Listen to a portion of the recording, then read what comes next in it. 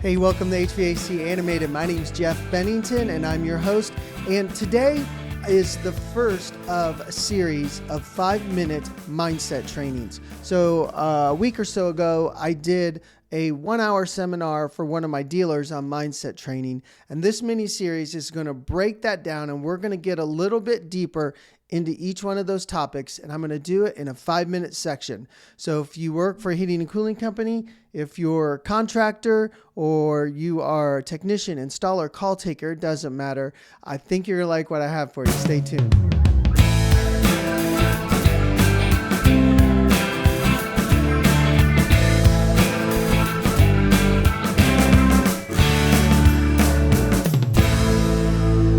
Hey, welcome back to HVAC Animated. So today is part 1 of a mindset training mini series. And what we're going to do is we're going to focus on thinking. And the reason we're focusing on thinking is because if you want more from your life, if you want more from yourself, from your relationships, from your body, you need to focus on yourself, and you need to focus on how you're thinking. Right? It all starts with your thoughts, because you are what you think about. What you focus on, you become. If you focus on the negativity, if you focus on the cup being half full, you'll become a negative person, right? If you focus on the good things in your life, you'll become a grateful person. So it all starts with your thinking. And it doesn't matter what you believe spiritually or philosophically, all teachers throughout history have said the same thing. In the Bible, Proverbs 23:7, it says, as someone thinks within himself, so he is. And what is that? That's 2022 brain science that was known from long ago. Buddha said, the mind is everything. What you think, you become. Leonardo da Vinci said, one can have no smaller or greater mastery than mastery of oneself. And C.S. Lewis said, we are what we believe we are. You see, it doesn't matter where you go around the world, you're going to discover that the way you think dictates your life.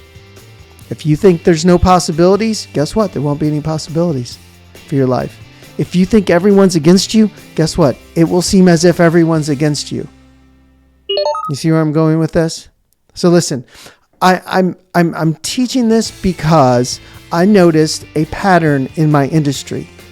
I noticed a pattern where technicians would be given a process to increase their average ticket and make more money. And they followed that process. Customers bought those products, and in a short amount of time, they would go right back to where they were. Average tickets would go up, customers would buy, and then they would go back down. And I noticed this in the company I worked at, and I noticed it in the companies I now serve as a territory manager. And that really struck me because these technicians had an opportunity to make $6, $7, $8 or more dollars per hour, and yet they came right back down to where they were, back into old patterns and old habits. And that hit me because then at the end of the year, they'll turn around and ask for $1 more an hour for their time and dedication to the company. And it didn't make sense. So what I realized is these technicians and many heating and cooling owners and many people around the world, it actually applies to everybody, that a lot of people have a poverty mindset, which is, and the way I define it, is a desire for something better obstructed by limiting beliefs. And that's what I want to address in this mini series. What are the limiting beliefs? Well, they start with what you think about. So there's the pattern. The pattern is a poverty mindset that is holding us back because of the things we think about, because of what we believe is possible. And a lot of what we think about focuses on a couple different ways that we look at things. And in general, people will look at life and think about their life from an internal locus of control or an external locus of control, and maybe somewhere in between the two. An internal locus of control says, in spite of my situation, in spite of my current circumstance, in spite of where I came from, where do I go from here? What can I change? What can I fix to make life better? Where someone from an external locus of control says, well, because of where I came from, I can't get that. Because this happened to me, I'm this. And I guess that's all I'll be. Because someone told me I was this, well, oh well, I guess I'm that. So that's excuses, and that is just kind of a lazy way to look at life.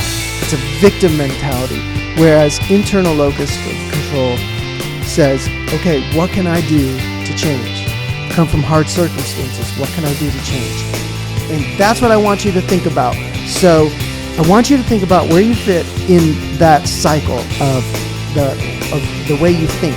Are you thinking from a poverty mindset? Are the possibilities endless for you, or do you feel like you're trapped?